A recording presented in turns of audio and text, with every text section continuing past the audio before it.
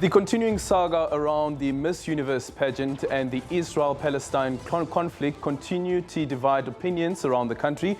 The South African government has responded by withdrawing its support for the pageant, which will be held in Israel in December. Good evening and welcome to Unfiltered. I'm Aldrin St-Pierre. The Palestine Solidarity Alliance Youth League and the South African BDS Coalition are leading calls for Miss South Africa 2021, Lalela Mswane, to boycott the pageant. They say that despite the nationwide backlash, the Miss South African organization insists that Mswana will be participating in the beauty contest. Earlier on, Mandla Mandela also released a statement calling for Mswane to boycott the pageant in solidarity with the people of Palestine. Was government right in its decision to withdraw its support for Miss South Africa to participate in the Miss Universe pageant later on this year in Israel? Rather, it's actually next month. That's our question this evening. Remember that you may join the conversation going onto our social media pages using the hashtag Unfiltered. Let's first welcome the Minister of Sport, Arts and Culture, Nathi Mthethwa, and later on we will be joined by Zef Krengel, who is the Vice President of the South African Jewish Board of Deputies, as well as the board member of the South Africa for Palestine, Bram Hanekom. Minister, good evening. Thank you so much for making time for us. How has government come to this particular decision that said that we will not be supporting our Miss South Africa? Good evening once more, Aldrin. We've been engaging with the organizers of Miss Universe, who are also responsible for Miss South Africa, as we do with all South Africans. As government, we counsel South Africans, particularly on policies of government. And what they do then is in their hands. With the organizers here, we've been having cordial interactions with them to an extent that we were on the verge of issuing a joint statement.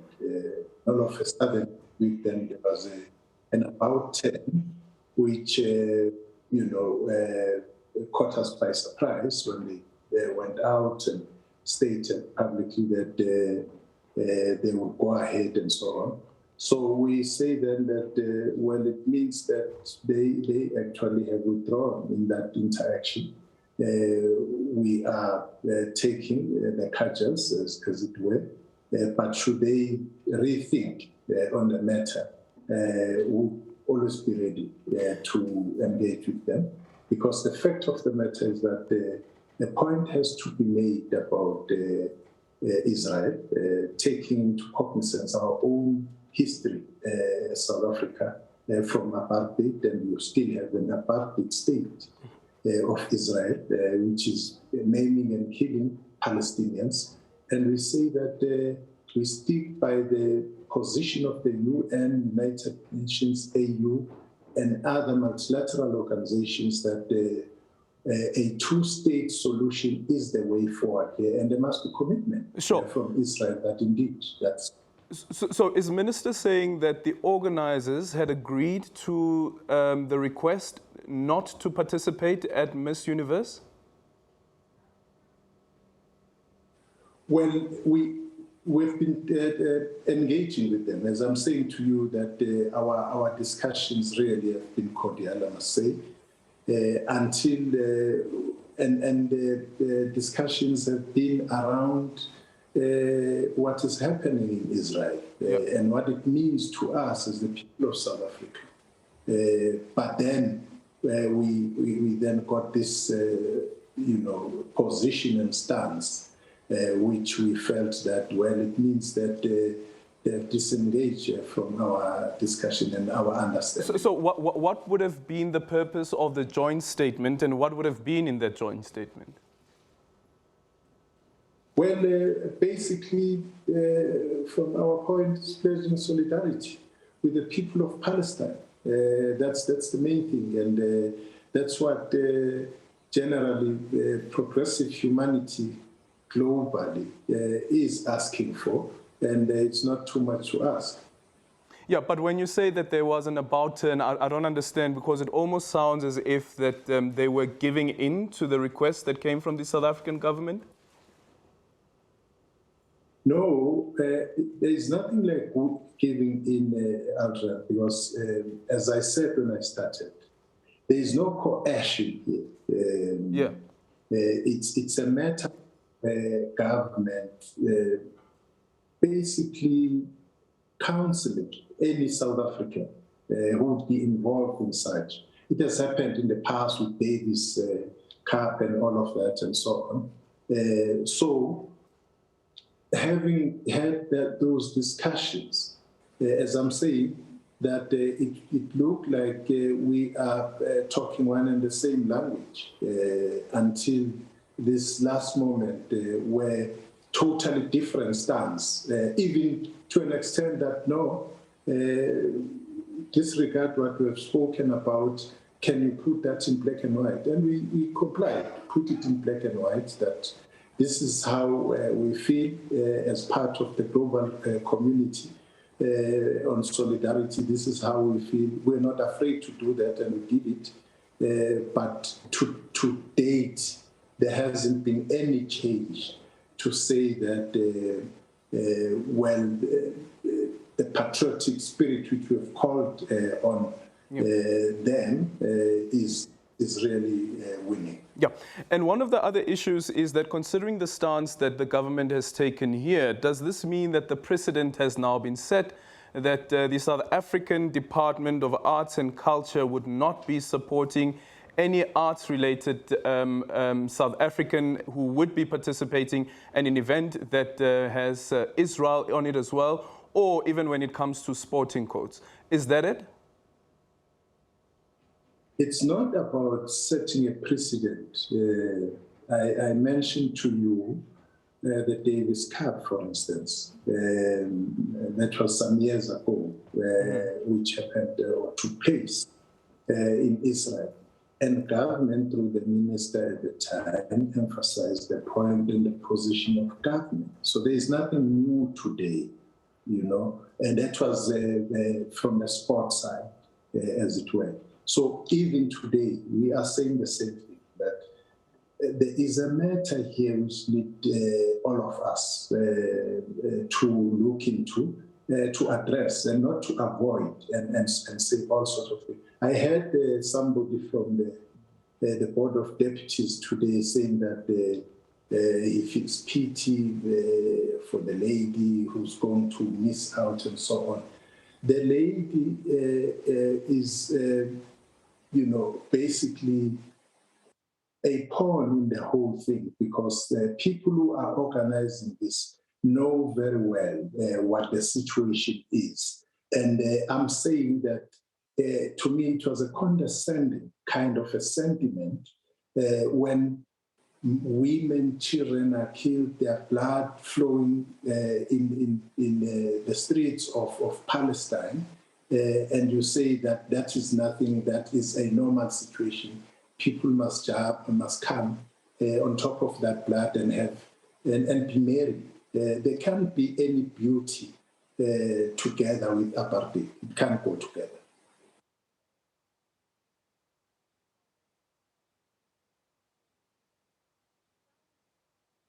Government make a noise back then, and even when Lalela was crowned back in October.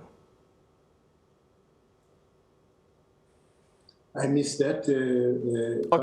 Okay. Let's pick up on it, Minister, just after this break. The question was in relation to, we knew as far back as July that the pageant will be happening in Israel, and Lalela was crowned in October. Why has government taken so long to tell us what its stance is? But let's go to a quick break. When we come back, we'll continue the conversation with the Minister, and we'll also hear from the Jewish Board of Deputies, as well as those who are in support with the Palestinians.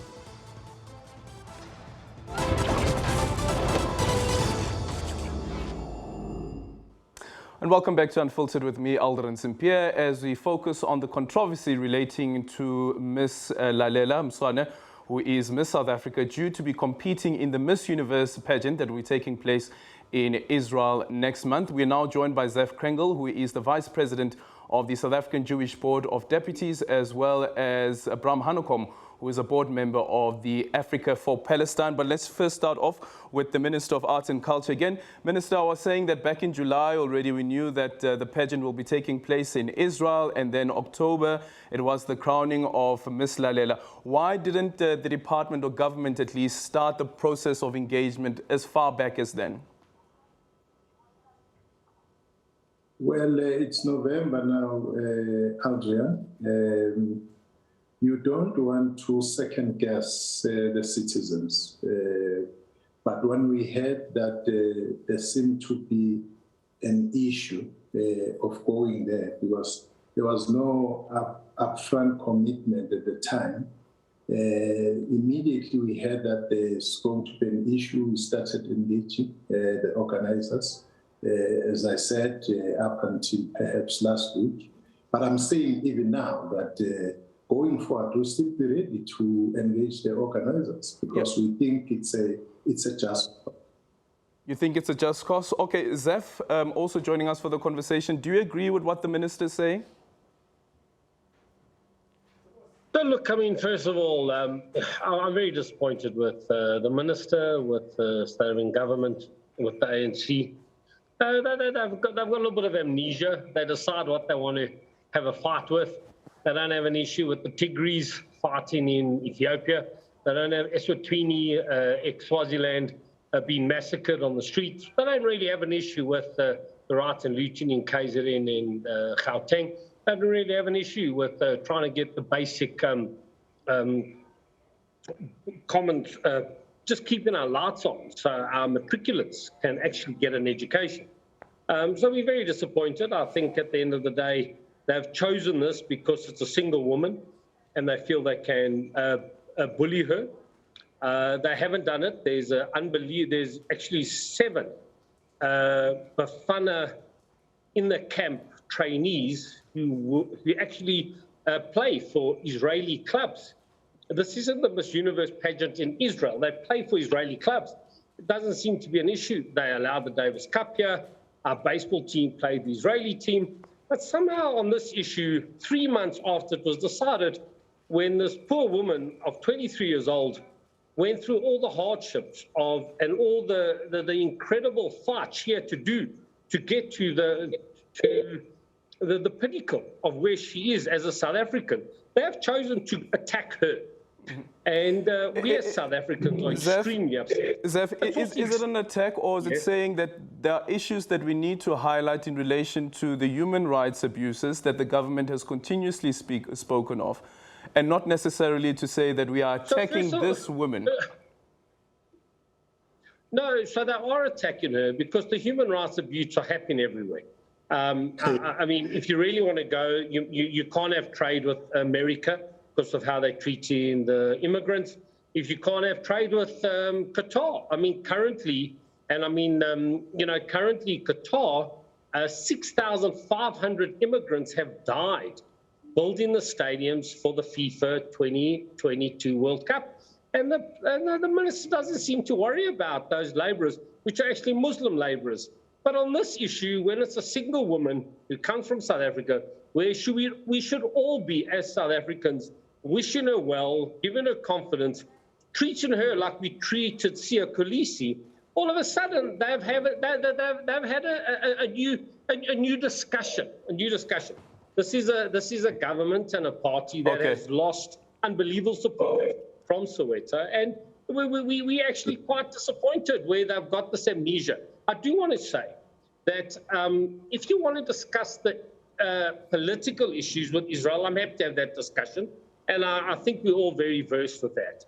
But this isn't about politics. This is about a young South African black woman who wants to represent us all in this unbelievable global Zev, quickly and unfortunately, the government and the ruling party have chosen not to support it. Zev, before I go to Bram, let me ask you, what do you take or make of the decision that was taken back in 1963, for instance, that South Africa should be banned from Olympics, the decision that was taken in the 1970s that the apartheid South Africa should not be participating in the Miss World pageant. What do you make of those decisions? Do you think it was the right decision at the time?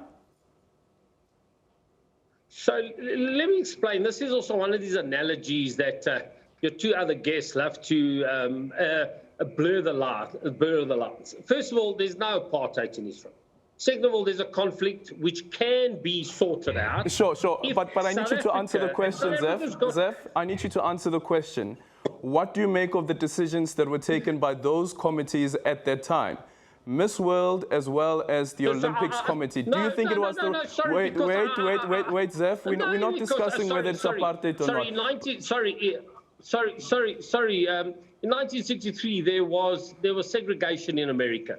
So let's not discuss the 60s. Let's discuss what South Africa has done for conflicts in the world. Let's discuss what we did to Sri Lanka. Okay, answer this question, Zeph.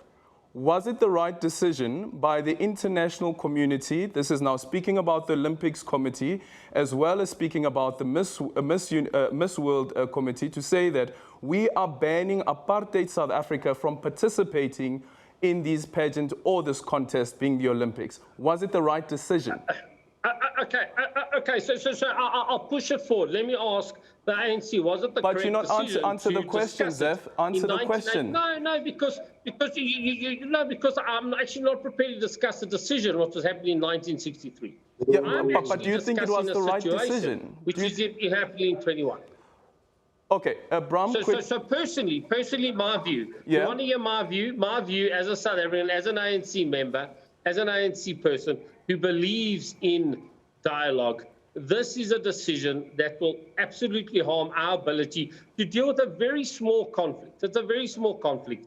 And unfortunately, where you're trying to equate it wrong is in 63, the world understood the atrocities of apartheid. There are no apartheid in Israel. There are complications. Israel government, there are issues. I'm the first to admit it. I'm not saying any government's perfect. Like my own government, unfortunately, has not been able to look after my own people. So there's always problems. Okay, Zeph, let me just quickly get Bram to respond to you. You have to let me talk. Let me just quickly get Bram to respond to you. Bram, quickly. Thank you so much. I thought Zeph would never stop talking there. I just want to say that, firstly, I think it's great Zeph's on the line, because I want to tell him on air, I think it's disgusting how you've gone for Minister Nathi Mthethwa. I think it's disgusting how you've ignored the policies of a party you claim to be a member of. It's really disgraceful for you to come onto TV here and attack the ANC so brazenly and to insult Comrade Nathi Mthethwa, and then to give us this kind of sheepish, meekish, I'm an ANC member, and so on and so forth. You need to decide on what you stand for. And it's clear to us that you're opportunistic. It's clear that you're a lobby group trying to influence our government, trying to bully us when we don't do what you want us to do, trying to bribe us when we don't do what you want us to do. What do you mean bribe you, Bram? I think the times have changed. What do you mean bribe? Are you asking? Yeah, I'm asking you, Bram. Lobbying, funding. That's a big accusation, Mr. Hanekom. I love a big education. And sorry, I'm very proud. Sorry, I live in a democracy, and I'm very proud that can I have a good. And I know the minister, and I'm actually a good fan of the minister. I'm very proud in a democracy. I can have this. I'm very proud. I can have this discussion. Yes. I'm very proud because my minister serves me as a South African, and I serve him as a minister. So I'm very proud of it. So, Zeph, I need Bram to respond to the question. Zeph, you've had your opportunity. I need Bram to respond to the question. Zeph, I need Bram to respond to the question. Bram, just quickly, the accusation that you're making of bribing, what's that based on? The Jewish Board of Deputies is directly involved in providing free propaganda trips to people to go to Israel. Free trips that cost a sizable amount of money. They're very well known for doing this. It's what we understand as selling apartheid. I think at one point, Tony Blair once apologized for taking a propaganda trip to apartheid South Africa as a means of sanitizing and saying that apartheid South Africa was fine. But I wouldn't want to derail this discussion. I wanted to, as a preamble, just express my disgust at this personal attack. the irony of saying that a predominantly white group is defending a black female, but then goes and so maliciously attacks a black member of parliament, a minister of our party, and has the audacity on here. Let me just quickly go to an ad break. When we come back, and then you can finish those thoughts that you have over there. We're going to come back and get some closing remarks as well. Remember, we'd love to hear from you as well using the hashtag Unfiltered on social media.